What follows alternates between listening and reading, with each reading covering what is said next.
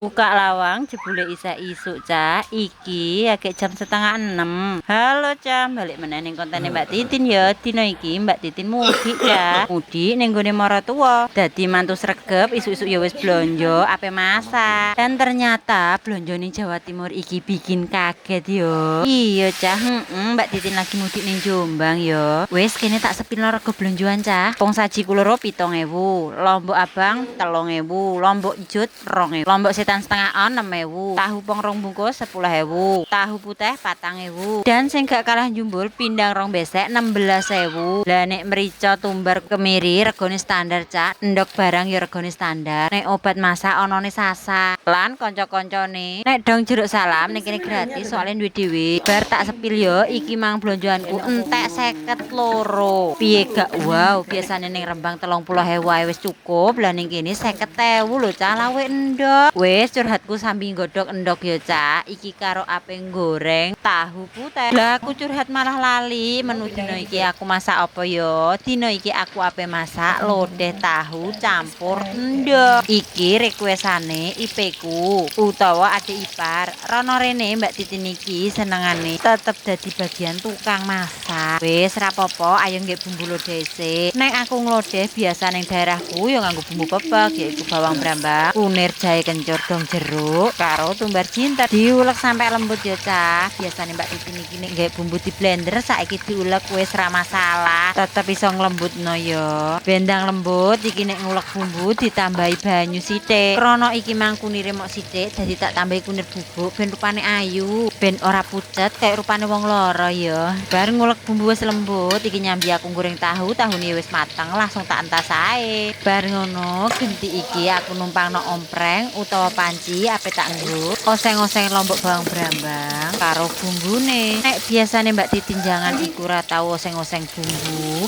biasane langsung disegurno mentan. Lan wedi nek ora kulino, dadi yo terpaksa tak gongso sik Cah. Ning Jombang iki isih usum bodong golek klopo parutan angel, dadi yo tak tukokno santen karae. Wis bar kabeh langsung tak jegurno endok karo tahune. Iki mang isih ana sisa iwak pitik, dadi tak jegurno pisan. Iwak sisa gorengan dik sore. Kan nggo heman timbang ora kepangan. Bar ngono langsung dibumboni uyah gula micin roiko, tambah ladaku. Jangan kuwis umum, ndang nyepakno piring gawe mangan.